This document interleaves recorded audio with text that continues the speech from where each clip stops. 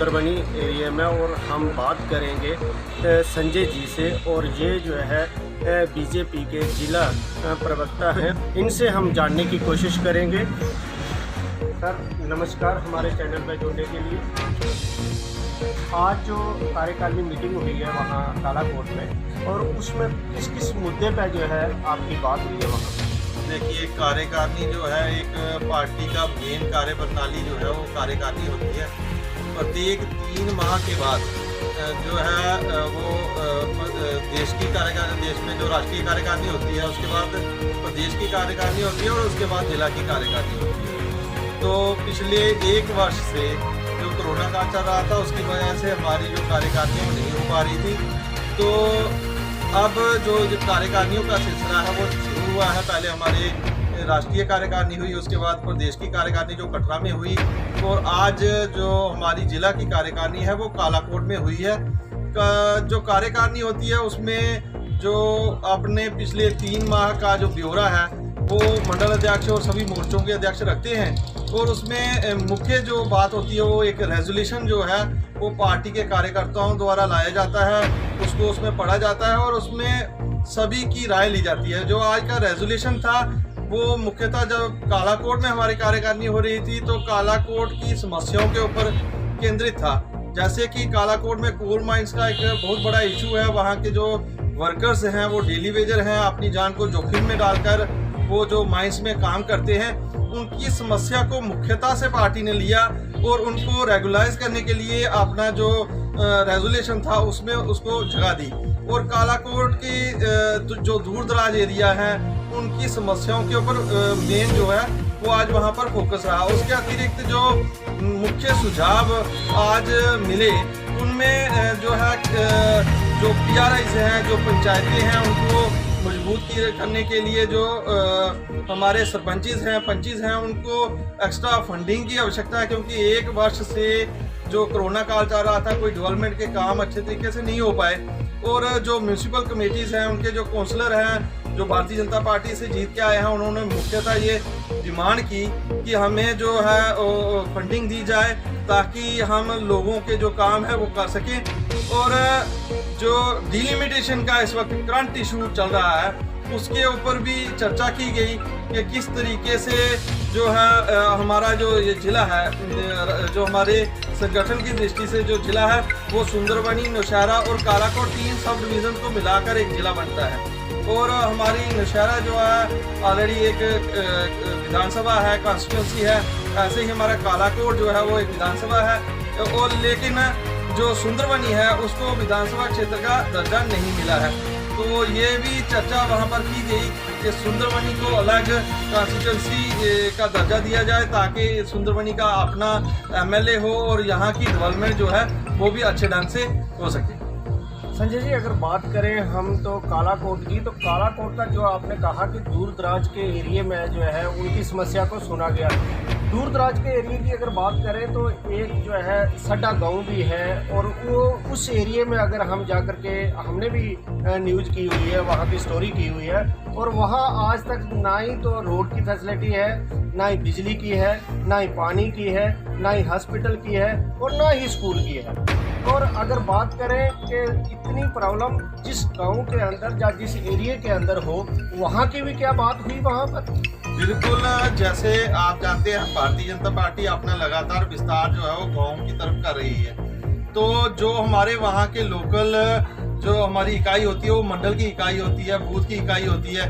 जो मंडल है वो लगभग 10 बूथ पे बनाए जा रहे हैं। कालाकोट में इस बात पे भी चर्चा हुई कि एक मंडल में अभी तक कोई 37 बूथ है, और रेजोल्यूशन में उसको जगह दी गई कि अगली बार उसको कम करके उसके 2 जो मंडल बनाए जाए। जो मंडल इकाई होती है उनकी अपनी जो है वो भी रेजोल्यूशन ला सकते हैं, उनकी अपनी कार्यकारिणी होगी, और जो वहाँ की लोकल समस्याएं होंगी उस रेजोल्यूशन के जरिए जो है वो हमारे जो केंद्र सरकार है, हमारी जो राज्य की जो लीडरशिप है उस तक पहुँचती है। तो ऐसे ही जो समस्याएं ध्यान में आती हैं और उनका निवारण भी होता है। और लगातार जो मोदी सरकार है वो गांव के विकास की ओर ध्यान दे रहे हैं। आप देखिए, सबसे मुख्य जो परेशानी होती है वो पानी की रहती है, और मोदी सरकार ने 2022 तक जो है हर घर में साफ पानी, पीने के पानी की जो है वायदा किया हुआ है। उस पर जल मिशन जल शक्ति मिशन जो एक नया डिपार्टमेंट बना दिया गया है उस पर कार्य हो रहा है, और बिजली का जो है वो लगभग समस्या का समाधान हो चुका है। रोड कनेक्टिविटी पे बहुत ज़्यादा ध्यान दिया जा रहा है। अच्छे सर यहाँ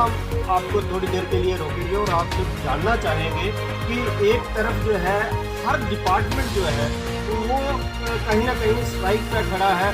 अगर बिजली की बात करें, बिजली वाले स्ट्राइक पे हैं। अगर पानी की बात करें, वो पानी वाले स्ट्राइक पे हैं। अगर रोड की बात करें, वो स्ट्राइक पे हैं। अगर ट्रांसपोर्टर की बात करें, वो स्ट्राइक पे हैं। अगर हम और भी टीचरों की बात करते हैं, वो स्ट्राइक पे हैं। अब जो है तुरंत जो है अभी इस देश की बात करें तो डीडीसी इलेक्शन जो है हो चुके हैं, और डीडीसी इलेक्शन होने के बाद लोगों को काफ़ी उम्मीदें थी, और डीडीसी भी जो है वो भी अब स्ट्राइक पर चले गए हैं। अब बीजेपी के पास और कौन से और मुद्दे हैं जो लोगों को ऐसा सुझाव देंगे और इन लोगों को समझाने की कोशिश करेंगे, और या इन लोगों से और भी कोई झूठ बचे हैं जो कि बीजेपी अब इनके काम करेगी, झूठ बोल करके जो लोगों के दिलों में एक शक पड़ा हुआ है कि बीजेपी जो है अक्सर झूठ बोल करके लोगों से वोट बटोर करके और लास्ट में जो है लोगों को स्ट्राइक पर खड़ा होना पड़ता है। इस पर आप क्या बोलेंगे? आपने एक ही बार में बहुत सारे प्रश्न किए हैं, मैं एक एक करके उनके जवाब देना चाहूँगा। देखिए, पीएचई के डेली वेजेस जो स्ट्राइक पर हैं वो जैसे जब से भारतीय जनता पार्टी की सरकार है एक भी डेली वेजर नहीं लगाया गया।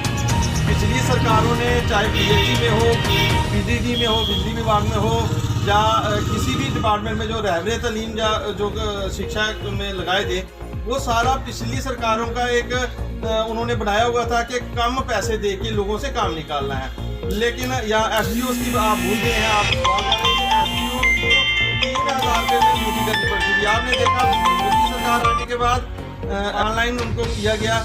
ये प्रोसेस है जो धीरे धीरे चल रहा है। वो ये जो नियुक्तियां थी वो केवल अपने वोट बटोरने के लिए की जाती थी। लोगों को लगा दिया ये मेरे वर्कर हैं, 10-20 लगा दिए पीएचई में डेली वेजर। लेकिन ऐसा भारतीय जनता पार्टी के लोगों ने नहीं किया है। अब जो 60 साल पीछे की हुई गलतियां हैं उनको सुधारने का काम भारतीय जनता पार्टी कर रही है। वो धीरे धीरे होगी। आपने कहा ट्रांसपोर्टर्स जो है वो स्ट्राइक पर हैं। देखिए, ट्रांसपोर्टर्स की जो स्ट्राइक है उस पर भी बातचीत हो रही है। मैं सीधा ये कमेंट नहीं करूँगा कि वही गलत है। ठीक है, पेट्रोल डीजल के दाम बढ़े हैं तो ट्रांसपोर्टर्स की वो किराया भी बढ़ता है, लेकिन वो जिस लिमिट से बढ़ना चाहिए उस लिमिट से सरकार ने बढ़ाया है, लेकिन लोगों की उम्मीदें ज़्यादा होती हैं। वो एक तरफ किसान ये भी कह रहे हैं ना कि जैसे पेट्रोल का दाम जो है 100 रुपया हो गया, हमारा दूध भी 100 रुपया किलो बिकना चाहिए।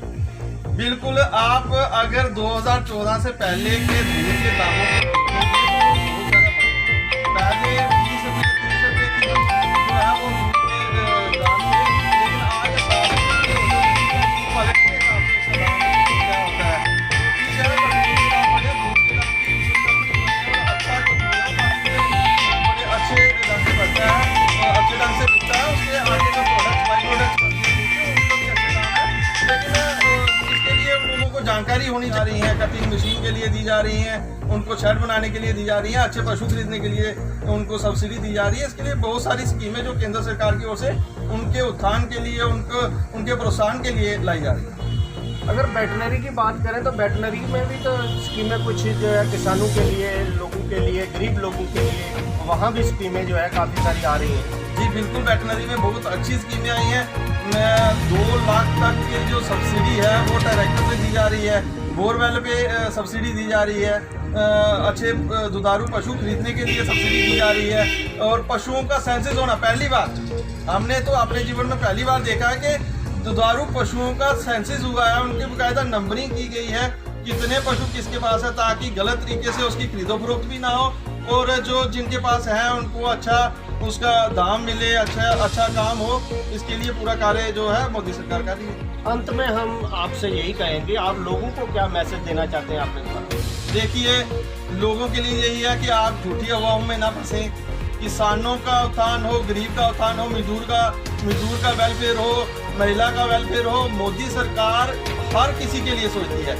ये कोई अमीरों की सरकार नहीं है, ये हर वर्ग के लिए, युवा के लिए, महिला के लिए, बुजुर्ग के लिए, हर किसी के लिए। आप देखिए, मैं स्कीमों गिनाने लगूंगा तो मेरे ख्याल से 129 जो स्कीमें हैं केंद्र सरकार ने अपने 6-7 साल के कार्यकाल में लोगों के वेलफेयर के लिए लाई हैं।